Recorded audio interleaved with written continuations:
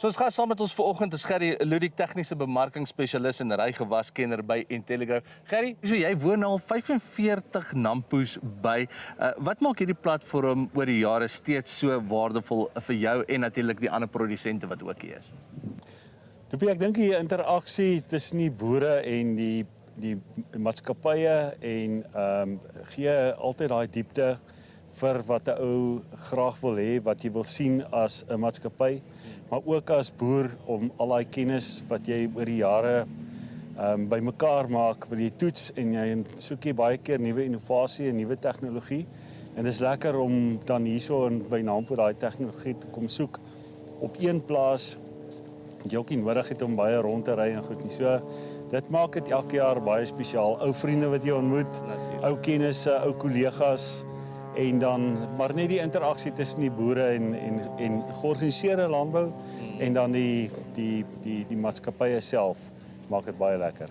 So die tema vir hierdie jaar se Nampo is veerkragtigheid deur innovasie. Hoe sien julle hierdie tema prakties uitspeel in die Suid-Afrikaanse landbouindustrie?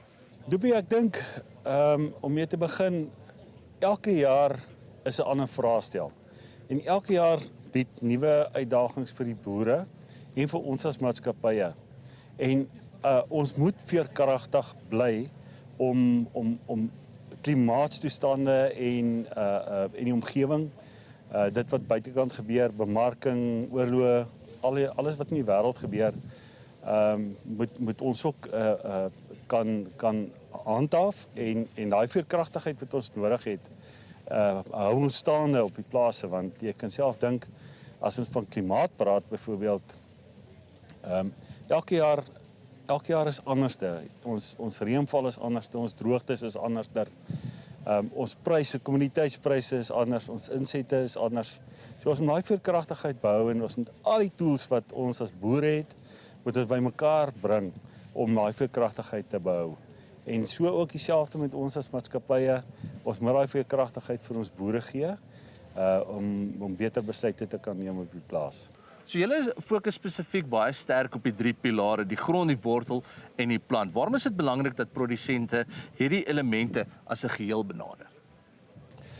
Wel, presies wat ek nou gesê het, ons moet daai veerkragtigheid moet ons probeer behou. En as jy al die tools kan gebruik, jy as boer, dan is dit help dit jou nou net soveel beter.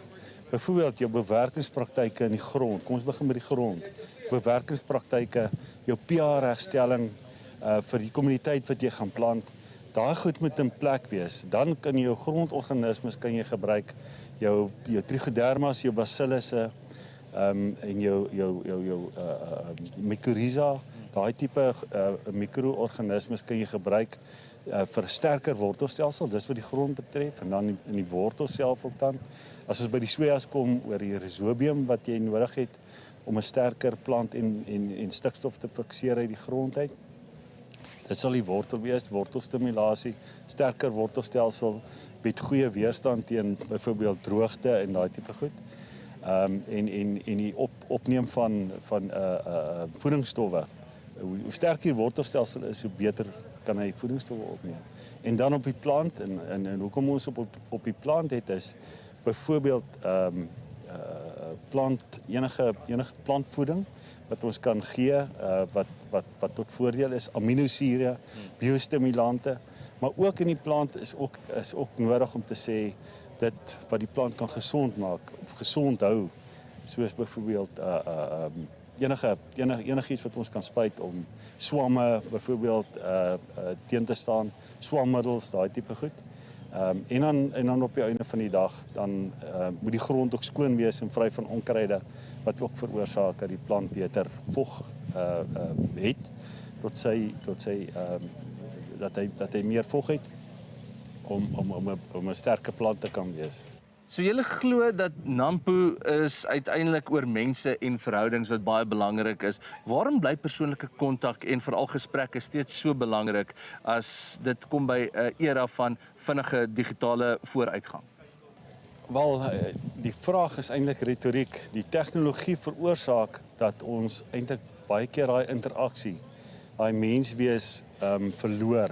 En as daai ekstra oë op die plaas is, daai gewasadviseur of daai landboukundige wat op die plaas kom en dieselfde sien wat die boer sien.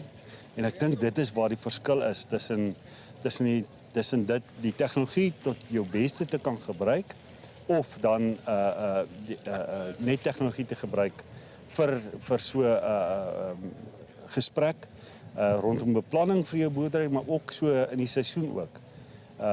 Ekstra oë maak altyd 'n verskil. Ekstra paar voete in die land wys jou net daai onkruidjie wat opgekom het wat jy nie andersins gesien het of dalk vermoed het nie. En die beplanning vorentoe te maak en die regte chemikalieë te gebruik in 'n toestand soos wat ons in Suid-Afrika vanjaar het waar ons sukkel om produkte reg oor die wêreld te bekom. Moet ons betyds daai besluitneming maak en ons moet betyds bestel sodat ons die beste voordeel vir die boer kan gee en alles wat hy nodig het. Gerry, baie dankie vir jou tyd. Lekker om saam met jou te kuier vandag. Dis ons gas op Groot Plaas vanoggend, Gerry Ludik, hy is die tegniese bemarkingsspesialis en 'n rygewaskenner by Intelligrow. Ons is terug op Groot Plaas net hierna. So ons volgende gas op Groot Plaas vanoggend is Christo Jacobs, hy is die tegniese bemarkingsspesialis en saadkenner by Intelligrow. Christo, goeiemôre en welkom. Môre, dankie. So Intelligrow bied van jare interaktiewe doolhof, soos wat ons kan sien hier agter ons, ervaring aan. Vertel ons bietjie meer oor die konsep en wat presies julle hierso wou bereik. So die plan is om in die grond, op die wortels en op die plant die benadering te hê, so dan fisies, chemies en biologies. So die plan is om ons deur die mais te vat of die doolhof, laat hulle deurstap en die verskillende aspekte daarvan kan sien. Ons het teksies daar binne elke stasie gesit. Dan kan die ouens self daarso lees as 'n statiese plan wat ons voorgelê het, laat elke ou self daardeur kan stap en self kan lees. En dan sou hulle vra uit kan hulle ons verskillende gewasadviseurs of tegniese ouens dan benader hier buite om dan vir hulle verdere detaile of inligting te gee van die verskillende aspekte wat hulle dan 'n vraag op het.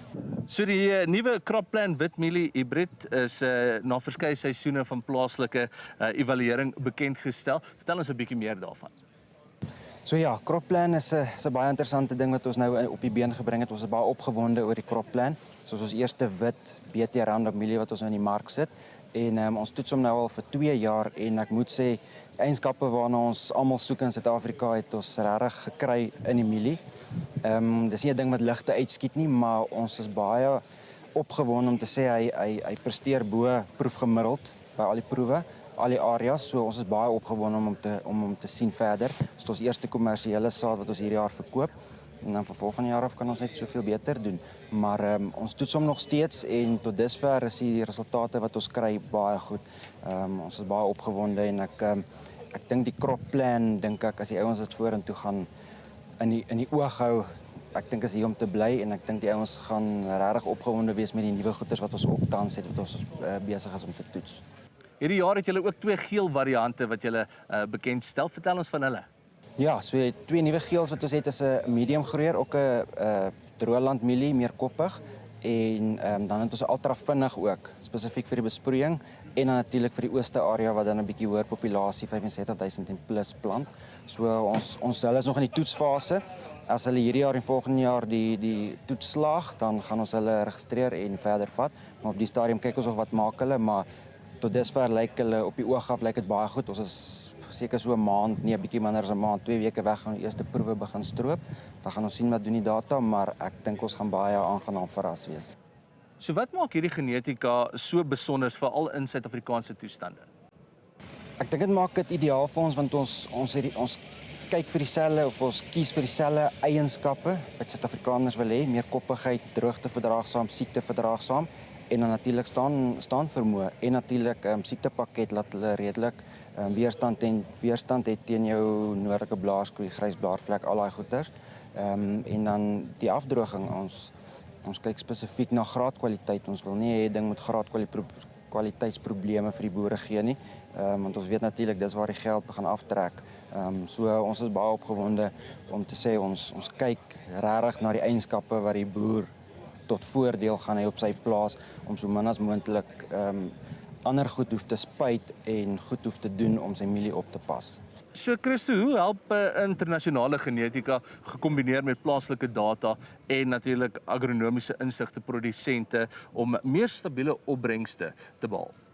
Ek dink genetika is baie belangrik want genetika op die einde van die dag is stap 1 na opbrengs. As 'n spesifieke variëteit of gewas nie vir daai area bedoel is nie, kan jy maak wat jy wil, jy gaan nie vir jou opbrengs gee nie. So ek dink stap 1 is om die regte genetika vir die boer op die plaas te kry. So sonneblom word baie keer gesien as 'n sekondêre gewas. Is dit steeds in vandag se tyd 'n relevante gewas om te plant? Verseker, ek dink sonneblom het dalk die laaste paar jaar dalk 'n afskeepgewas geraak, maar ek dink met die huidige toestande met die laat reën wat ons gekry het, het dit definitief 'n gewas geraak wat die ouens na kyk. Ek dink die spuitprogramme het van so 'n aard verbeter en die kennis op sonneblomme laat die ouens se opbrengste het regtig verhoog. En ek dink as 'n mens kyk na die huidige prys op sonneblom, is dit regtig die moeite werd om nog sonneblom te plant. Ek dink nie die ouens moet hom net nie as 'n afskeepgewas hanteer nie. Christo, dankie vir jou tyd. Ons sien uit om saam met julle te kuier hierso op Nampo. Dis ons gas op Grootplaas vanoggend, Christo Jacobs, tegniese bemarkingsspesialis en hy's 'n saadkenner by Intelligrow. Dis alwaar vir ons tyd het vir vandag hier vanaf Nampo en ons hoop jy geniet die dag verder.